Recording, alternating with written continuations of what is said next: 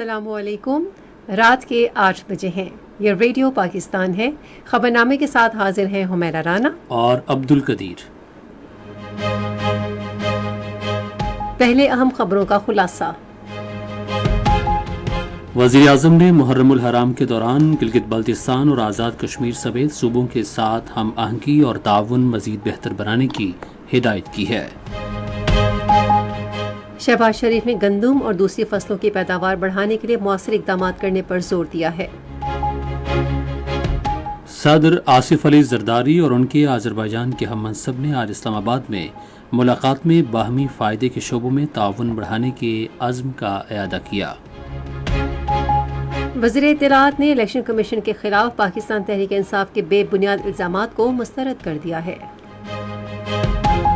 وزیر قانون و انصاف نے کہا ہے کہ مخصوص نشستوں کے حوالے سے سپریم کورٹ کے فیصلے سے حکومت کو کوئی خطرہ نہیں ہے۔ منصوبہ بندی کے وزیر نے کہا ہے کہ چین پاکستان اقتصادی راہداری نے بنیادی ڈھانچے اور توانائی کی پیداوار کو فروغ دیتے ہوئے ملک کی پائیدار ترقی میں نمایاں کردار ادا کیا ہے۔ عالمی بینک نے بحران سے نمٹنے کے ثماری تحفظ کے منصوبے پر کامیابی سے عمل درآمد کرنے پر بے نظیر انکم سپورٹ پروگرام کی تعریف کی ہے۔ پنجاب کی وزیر اعلیٰ نے کہا ہے کہ وہ صوبے کے مختلف حصوں میں شدید بارشوں سے پیدا ہونے والی صورتحال کی خود نگرانی کر رہی ہیں۔ اقوام متحدہ نے پاکستان میں آبادی میں مسلسل اضافے پر تشویش ظاہر کی ہے۔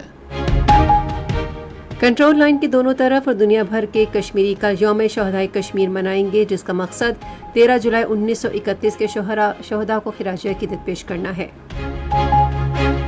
محصور غزہ پر تازہ اسرائیلی حملوں میں مزید 12 فلسطینی شہید ہو گئے ہیں۔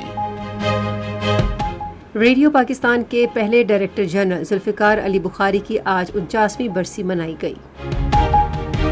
اور ہنگامی امدادی ادارے نے متوقع بارشوں کے پیش نظر ملک کے مختلف حصوں میں شدید سیلاب سے خبردار کیا ہے۔ خلاصہ آپ نے سنا، اور اب خبریں تفصیل کے ساتھ۔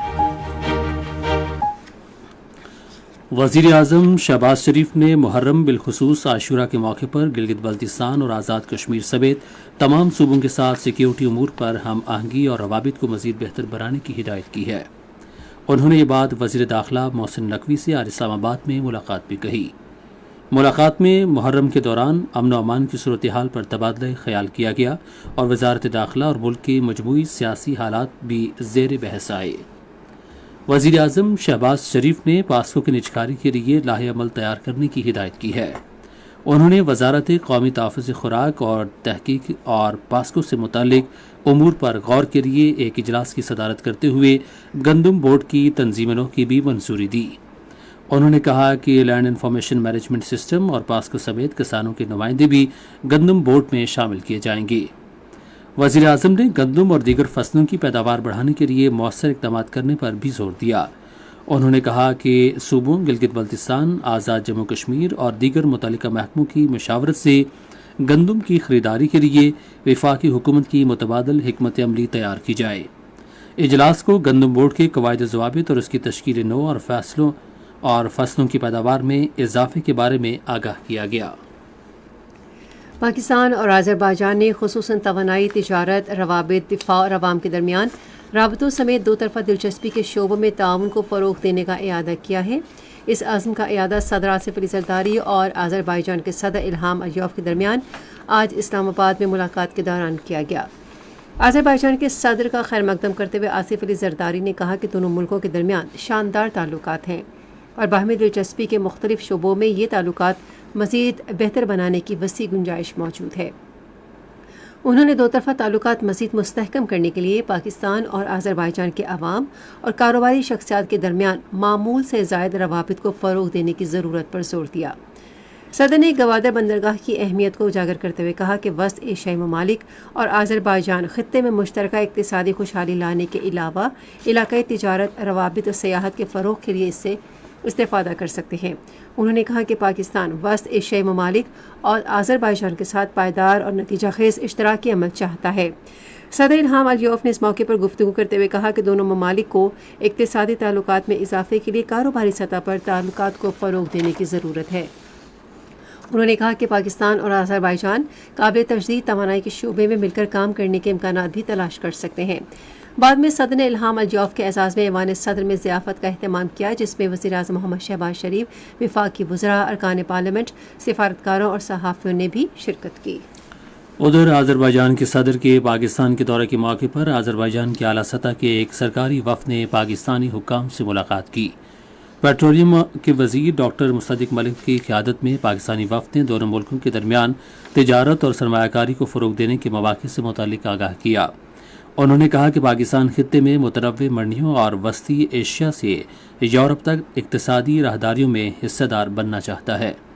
وزیر توانائی سردار اویس خان لغاری نے بجلی کے شعبے میں مواقع سے آگاہ کیا جن میں آذربائیجان سرمایہ لگا کر بہتر منافع حاصل کر سکتا ہے۔ وزیر تجارت جام کمال نے جلد دونوں ملکوں کے نجی شعبوں کو تفصیلی آگاہی فراہم کرنے کی ضرورت پر زور دیا۔ پاکستانی حکام نے پاکستان میں آذربائیجان کی سرمایہ کاری میں بھرپور اور تعاون کرنے اور اس سلسلے میں تیزی سے پیش رفت کے عزم کا اعادہ کیا۔ فریقین نے فوکل پرسنز کی تعیناتی اور منتخب منصوبوں کی فہرست تیار کر کے منظوری کے لیے جلد اپنی قیادت کو پیش کرنے پر بھی اتفاق کیا۔ آذربائیجان کے صدر الہام الیوف نے پاکستان کے ساتھ سیاسی، اقتصادی، تجارتی اور سرمایہ کاری کی سطح پر مضبوط شراکت داری قائم کرنے کے عزم کا اظہار کیا ہے۔ انہوں نے سماجی رابطے کی ویب سائٹ ایکس پر مختلف ٹویٹس میں کہا کہ ہمارے گہرے دوستانہ تعلقات کی بنیاد ہمارے عوام کی ایک دوسرے سے محبت اور صدیوں پرانے تعلقات ہیں۔ نومبر 2020 کے جشن فتح کو یاد کرتے ہوئے آذربائیجان کے صدر نے کہا کہ اس وقت ہمارے عوام کے ہاتھوں میں آذربائیجان، ترکی اور پاکستان کے جھنڈے تھے۔ یہ خبریں آپ ریڈیو پاکستان سے سن رہے ہیں۔ وزیر اطلاعات و نشریات عطا اللہ تارڑ نے الیکشن کمیشن کے خلاف پاکستان تحریک انصاف کے بے بنیاد الزامات کو مسترد کر دیا ہے۔ انہوں نے الیکشن کمیشن کے خلاف پی ٹی آئی کے الزامات کا جواب دیتے ہوئے social media platform X پر لکھا کہ پی ٹی آئی نے نہ تو انٹرا پارٹی انتخابات درست طور پر کروائے اور نہ پارٹی ٹکٹ اور ڈکلیریشن جمع کرائے، اور اب اسے الیکشن کمیشن کی غلطی قرار دے رہی ہے۔ انہوں نے کہا وہ سمجھتے ہیں کہ الیکشن کمیشن سمیت سب غلط ہیں اور صرف وہ خود ٹھیک ہیں۔ وزیر قانون و انصاف اعظم نذیر تارڑ نے کہا ہے کہ مخصوص نشستوں کے کیس کے بارے میں سپریم کورٹ کے فیصلے سے حکومت کو کوئی خطرہ نہیں ہے۔ انہوں نے آج اسلام آباد میں ایک نیوز کانفرنس سے خطاب کرتے ہوئے کہا کہ حکومتی اتحاد کو قومی اور پنجاب اسمبلی دونوں میں واضح اکثریت حاصل ہے۔ انہوں نے یاد دلایا کہ حکومت نے فائنانس بل 2024-25 کثرت رائے سے منظور کیا۔ وزیر قانون نے ایک سوال کے جواب میں کہا کہ اب یہ فیصلے سے متاثرہ سیاسی جماعتوں کی جوابدید ہے کہ وہ اس فیصلے کے حوالے سے نظر ثانی درخواست دائر کریں۔ سپریم کورٹ نے مخصوص نشستوں کے حوالے سے پشاور ہائی کورٹ کا فیصلہ آج کالعدم قرار دے دیا۔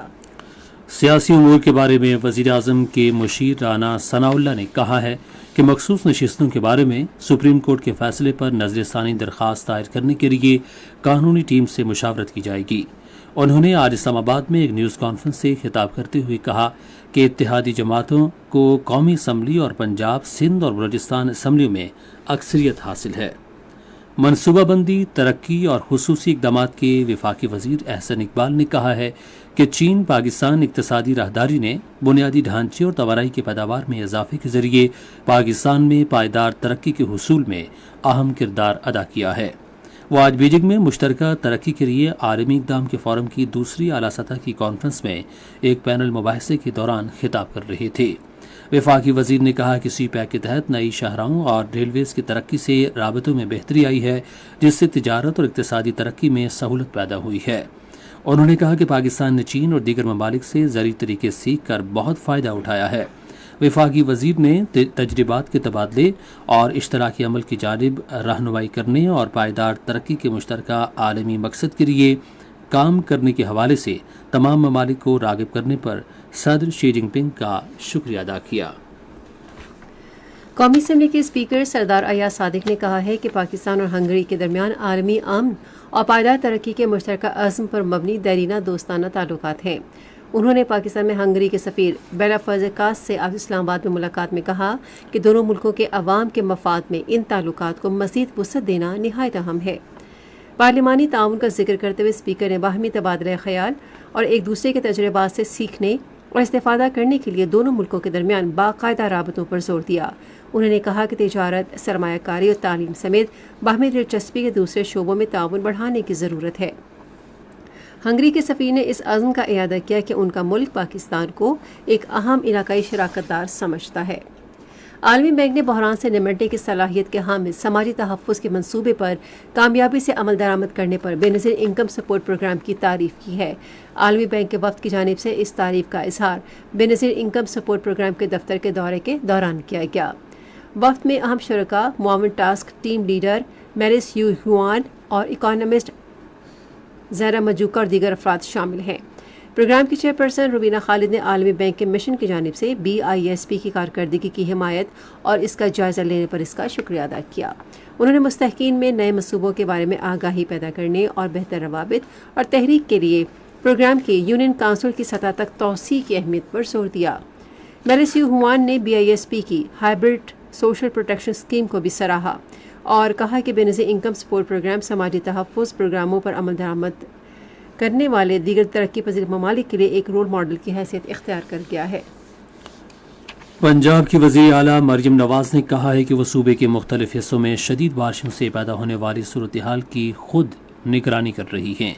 انہوں نے آج لاہور میں ایک اجلاس کی صدارت کرتے ہوئے ضلعی انتظامیہ، LDA اور واسا کو غیر معمولی بارشوں کے دوران عوام کو مشکلات سے بچانے کے لیے مشترکہ لاہی عمل تیار کرنے کی ہدایت کی۔ انہوں نے متعلقہ عملے کو پانی کی نکاسی اور رکاوٹیں ہٹانے کے لیے فیلڈ میں رہنے کی ہدایت کی۔ قدرتی آفات سے بچاؤ کے ادارے کے نیشنل ایمرجنسی آپریشن سینٹر نے کہا ہے کہ ملک کے مختلف حصوں میں اگلے 3 روز کے دوران بارش کی توقع ہے۔ سینٹر نے خبردار کیا ہے کہ اگر 50 سے 100 ملی میٹر سے زیادہ بارش ہوئی تو شہروں اور مقامی ندی نالوں میں شدید سیلاب آ سکتا ہے۔ گجرانوالہ، لاہور، سیالکوٹ، راولپنڈی، گلیات، کشمیر، کوہستان، مانسیرہ اور مری میں مٹی کے تودے گرنے اور مختلف علاقے زیر آب آنے کا خطرہ ہے۔ NDMA نے قدرتی آفات سے بچاؤ کے صوبائی اداروں اور مقامی انتظامیہ کو ہدایت کی ہے کہ وہ صورتحال کی نگرانی کریں اور آبادی کے تحفظ کے لیے مناسب اقدامات کریں۔ لوگوں سے کہا گیا ہے کہ وہ گھروں سے نکاسی آب کا مناسب بندوبست کریں تاکہ پانی جمع نہ ہو اور لینڈ سلائڈنگ والے علاقوں میں سفر سے گریز کریں۔ لوگوں کو ہدایت دی گئی ہے کہ وہ مقامی انتظامیہ کی ہدایات پر عمل کریں اور بر وقت انتباہ اور احتیاطی تدابیر سے متعلق معلومات حاصل کرنے کے لیے NDMA کی Pak NDMA disaster alert mobile app download کریں۔ خیبر پختونخوا حکومت نے قرآن پاک کے ضعیف اور اوراق کو محفوظ کرنے کے لیے پشاور میں قرآن پیلس تعمیر کرنے کا فیصلہ کیا ہے۔ آج پشاور میں محکمہ اوقاف اور مذہبی امور کے اجلاس کی صدارت کرتے ہوئے وزیر اعلیٰ خیبر پختونخوا علی امین گنڈاپور نے پشاور ڈیولپمنٹ اتھارٹی کو قرآن پیلس کی تعمیر کے لیے زمین فراہم کرنے کی ہدایت کی۔ انہوں نے پشاور میں سرکاری قبرستان کے لیے مناسب اراضی کی نشاندہی کی بھی ہدایت کی۔ پشاور مختلف روایتی اور ثقافتی اقدار رکھتا ہے جن میں یونانی، مغل اور نو آبادیاتی ادوار کے مقامی اور غیر ملکی فنکاروں کی طرف سے متعارف کرائی گئی دستکاریاں شامل ہیں۔ اس سلسلے میں ہمارے نمائندے شہزاد غوری نے ایک خصوصی رپورٹ تیار کی ہے، آئیے سنتے ہیں۔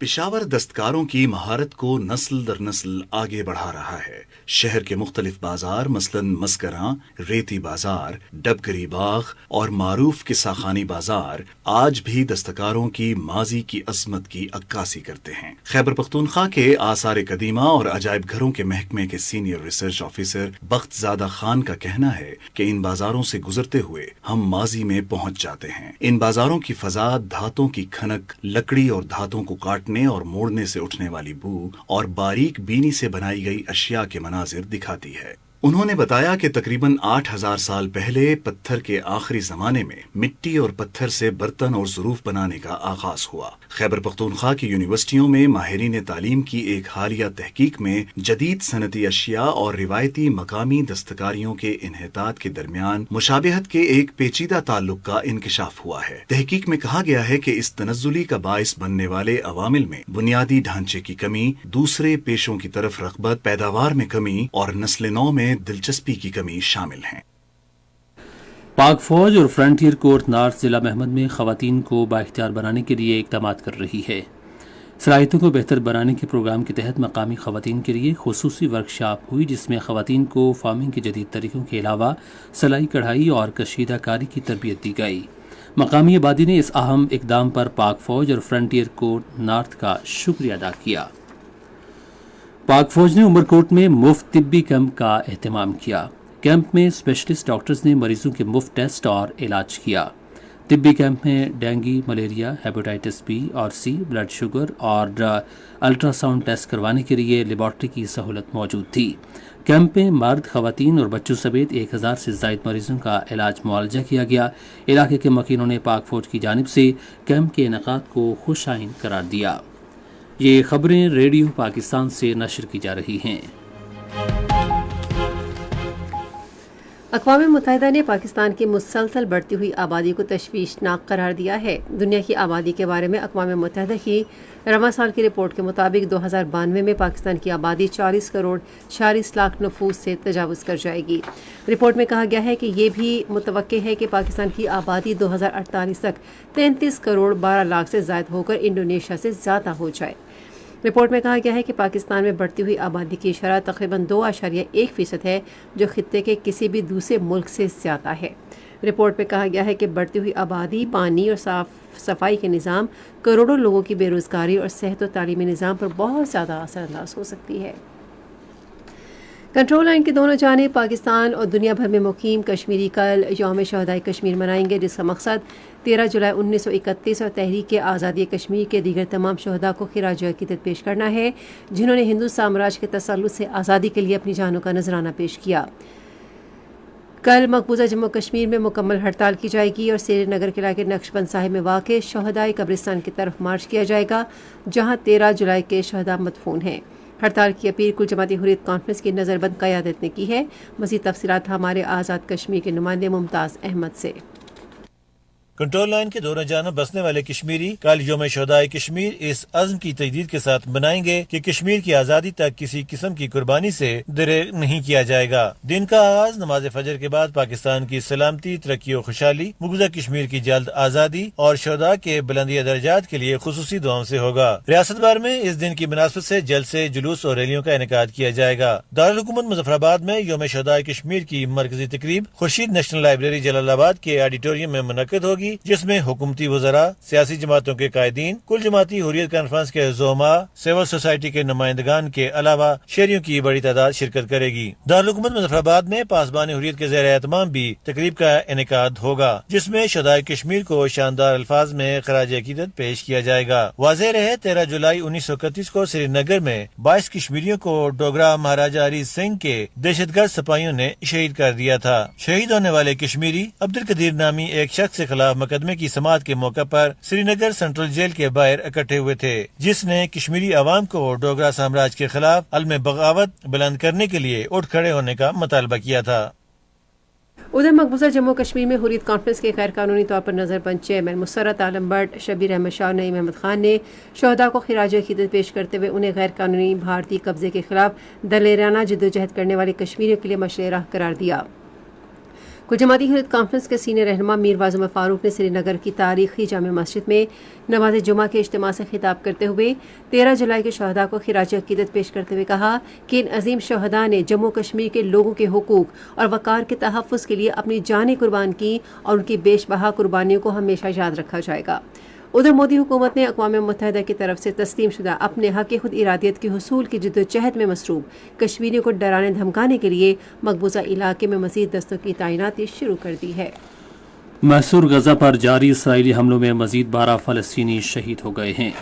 غزہ کے جنوبی شہر رفح میں 8 جبکہ وسطی غزہ کے نصیرات پناہ گزین کیمپ میں 4 فلسطینی شہید ہوئے۔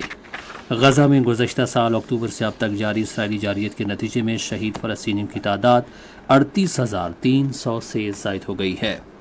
اقوام متحدہ کی جنرل اسمبلی نے روس سے مطالبہ کیا ہے کہ وہ یوکرین کے زاپوریشیا جوہری بجلی گھر سے اپنی فوج کا انخلاء کرے اور اس کا مکمل کنٹرول یوکرین کے حکام کے حوالے کرے۔ اس سلسلے میں 193 ارکان پر مشتمل اسمبلی نے ایک قرارداد منظور کی، جس کے حق میں 99 ووٹ آئے۔ 9 ملکوں نے اس کی مخالفت کی اور 60 ملکوں نے رائے شماری میں حصہ نہیں لیا۔ پاکستان نے اس قرارداد پر رائے شماری میں حصہ نہیں لیا۔ آپ سن رہے ہیں ریڈیو خبرنامہ۔ اب پیش ہیں کھیلوں کی خبریں۔ نارتھ ہیمپٹن میں world champion ship of legends کے پہلے سیمی فائنل میں ویسٹ انڈیز چیمپئنز نے پاکستان چیمپئنز کی طرف سے جیتنے کے لیے دیے گئے 199 رنز کے ہدف کے جواب میں اب سے تھوڑی دیر پہلے تک 16 اوورز میں 131 رنز بنائے تھے اور اس کے 5 کھلاڑی آؤٹ ہوئے تھے۔ اس سے پہلے پاکستان چیمپئنز نے مقررہ 20 اوورز میں 8 وکٹوں کے نقصان پر 198 رنز بنائے۔ ادھر دوسرا سیمی فائنل آسٹریلیا چیمپئنز اور انڈیا چیمپئنز کے درمیان اسی مقام پر آج رات 8:30 بجے کھیلا جائے گا۔ صاحبزادہ فرحان کو بنگلہ دیش اے کے خلاف 2 4 روزہ میچز کے لیے پاکستان شاہینز کا کپتان مقرر کیا گیا ہے۔ میچز آئندہ جمعے سے اس ماہ کی 29 تاریخ تک آسٹریلیا کے شہر ڈارون میں کھیلے جائیں گے۔ 28 سالہ صاحبزادہ فرحان نے پاکستان کے لیے 5 T20 بین الاقوامی میچز کھیلے ہیں۔ دائیں ہاتھ کے بلے باز نے 58 فرسٹ کلاس میچز بھی کھیلے ہیں، 2 اور 4,401 رنز بنائے، جس میں 8 سینچریاں اور 27 نصف سینچریاں شامل ہیں۔ ٹور میں پاکستان شاہینز ڈارون میں 50 اوورز کے 2 میچز اور 9 ٹیموں کا T20 ٹورنامنٹ بھی کھیلیں گے۔ وائٹ بال سیریز کے لیے کپتان کا اعلان بعد میں کیا جائے گا۔ پاکستان فٹ بال فیڈریشن نارملائزیشن کمیٹی نے نیشنل ویمن فٹ بال کلب چیمپئن شپ 2024 کے لیے شیڈول کا اعلان کیا ہے۔ اس چیمپئن شپ میں لاہور، کراچی، اسلام آباد اور کوئٹہ سمیت 4 شہروں میں ابتدائی راؤنڈز ہوں گے جو 21 جولائی سے 26 جولائی تک ہوں گے۔ سیمی فائنل 8 اگست کو جبکہ فائنل اسلام آباد میں جناح اسٹیڈیم میں 10 اگست کو کھیلا جائے گا۔ زمبابوے نے آئرلینڈ کے خلاف واحد ٹیسٹ کے لیے 15 رکنی اسکواڈ کا اعلان کیا ہے۔ زمبابوے کا آئرلینڈ کے خلاف یہ پہلا ٹیسٹ ہے۔ کریگ ایروین کی قیادت میں اسکواڈ نے سٹین ولیمز، ٹینڈائی چتارا، بلیسنگ مزرابانی اور رچرڈ نگاروا سمیت کئی سینئر کھلاڑیوں کو ٹیم میں شامل کیا ہے۔ زمبابوے نے 4 نئے کھلاڑیوں وکٹ کیپر اور بلے باز کلائیو مڈانے اور جوئلیڈ گمبی کو، آل راؤنڈرز برائن بینٹ اور جوناتھن کیمبل کو بھی ٹیم میں شامل کیا ہے، جن کے کیریئر کا یہ پہلا ٹیسٹ میچ ہوگا۔ واحد ٹیسٹ میچ آئرلینڈ کے شہر بیلفاسٹ میں 25 سے 29 جولائی کے تک اسٹارمنٹ میں کھیلا جائے گا۔ پاکستان کی ٹیلی کام اور ICT خدمات فراہم کرنے والی نامور کمپنی PTCL گروپ نے اولمپئن اور جیولن تھرور ارشد ندیم کو اپنا برانڈ ایمبیسڈر نامزد کیا ہے۔ گروپ اے نے معروف ایتھلیٹ کی زندگی اور ان کے پیشہ ورانہ سفر کو بھرپور انداز میں منانے کے لیے ایک مہم کا منصوبہ بنایا ہے۔ اس کے علاوہ پیرس میں ہونے والے موسم گرما کے اولمپکس میں ان کے لیے ملک گیر حمایت بھی حاصل کی جائے گی۔ اور South Asia athletics federation junior athletics championship ستمبر کی 5 تاریخ سے بھارت کے شہر چنئی میں ہوگی۔ ایک بیان میں صاف کے چیئرمین ریٹائرڈ میجر جنرل محمد اکرم ساہی نے کہا کہ 3 روزہ ایونٹ میں پاکستان، بھارت، مالدیپ، نیپال، بھوٹان، بنگلہ دیش، سری لنکا سمیت 7 ممالک سے مرد اور خواتین کی ٹیموں کے مقابلے ہوں گے۔ یہ تو تھی کھیل کی خبریں، اور اب عبدالقدیر سے جانتے ہیں کہ تجارت کی دنیا میں کیا ہو رہا ہے۔ پاکستان میں انڈونیشیا کے ناظم الامور رحمت کندیارتا کسوما نے انڈونیشیا اور پاکستان کے درمیان 2 طرفہ تجارتی تعلقات کے فروغ کے لیے خیبر پختونخوا کی تاجر برادری کے کردار کو اجاگر کیا ہے۔ انہوں نے یہ بات سویڈا کے راشد اوان اور دیگر اہم شخصیات پر مشتمل سرحد ایوان صنعت و تجارت کے وفد سے گفتگو کرتے ہوئے کہی۔ انہوں نے کہا کہ خیبر پختونخوا اپنے محل وقوع کی وجہ سے علاقائی تجارت کے لیے انتہائی اہم حیثیت رکھتا ہے، جو مستقبل میں وسط ایشیائی ریاستوں کے ساتھ 2 طرفہ تجارت اور معاشی استحکام میں اہم کردار ادا کر سکتا ہے۔ انہوں نے کہا کہ 2 طرفہ تجارتی حجم کو مزید بڑھانے کی ضرورت ہے اور اس حوالے سے خیبر پختونخوا کے کاروباری حضرات اہم کردار ادا کر سکتے ہیں۔ ملاقات میں قریبی تعلقات کو مزید فروغ دینے اور معاشی استحکام کی راہ ہموار کرنے کے لیے تجارت، صنعت، نوجوان اور ثقافتی سیاحت کے شعبوں میں تعلقات میں اضافے کے بنیادی پہلوؤں پر اطمینان کا اظہار کیا گیا۔ پاکستان سٹاک ایکسچینج میں آج مندی کا رجحان دیکھا گیا کہ ایسی 100 انڈیکس 48 پوائنٹس کی کمی کے بعد مارکیٹ کے اختتام پر 79,944 پوائنٹس پر بند ہوا۔ مجموعی تجارتی حجم 437 ملین سے زائد حصص ریکارڈ کیا گیا، جبکہ کل 389 ملین سے زائد حصص کا لین دین ہوا تھا۔ آج مجموعی طور پر 444 کمپنیز کے حصص کا لین دین ہوا، جس میں سے 151 کی حصص کی قیمتوں میں اضافہ، 245 میں کمی، جبکہ 44 کمپنیز کے حصص کی قیمتوں میں استحکام دیکھا گیا۔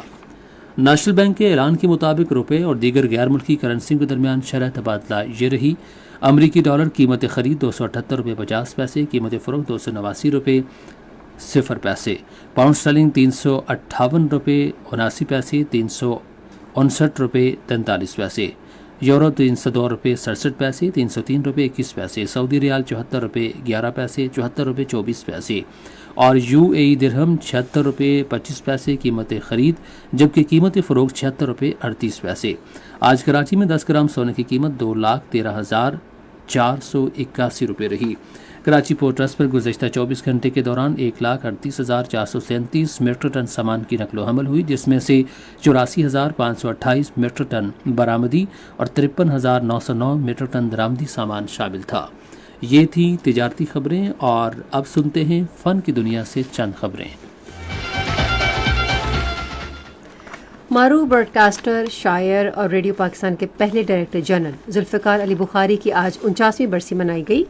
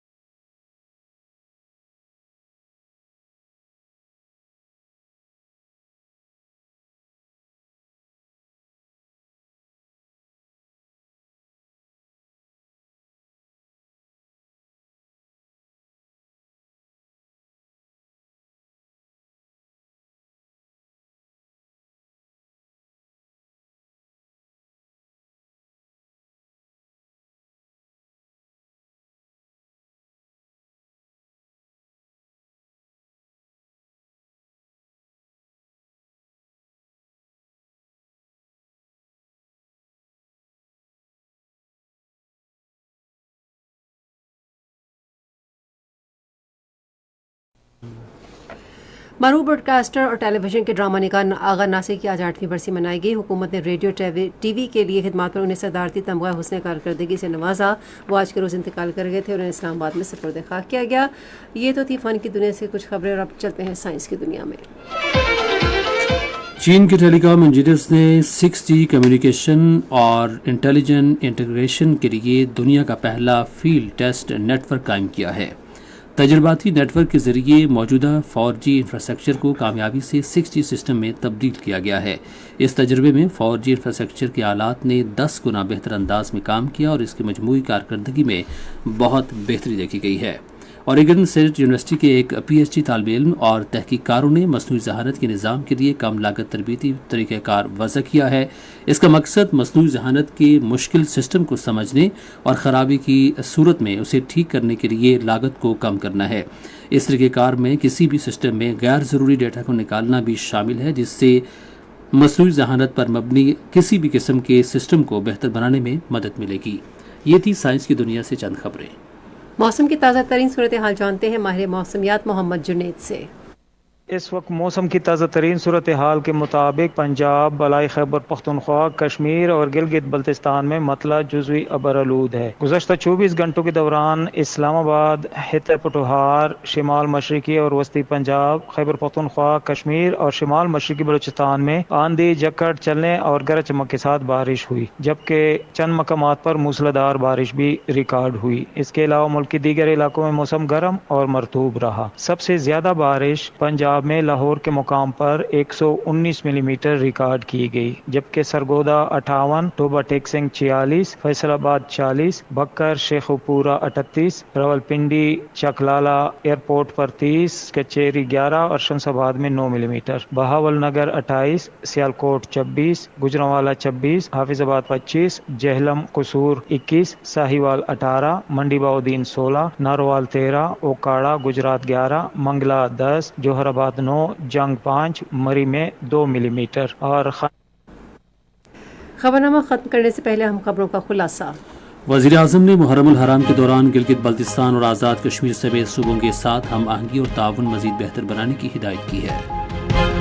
اور وزیر اطلاعات نے الیکشن کمیشن کے خلاف پاکستان تحریک انصاف کے بے بنیاد الزامات کو مسترد کر دیا ہے.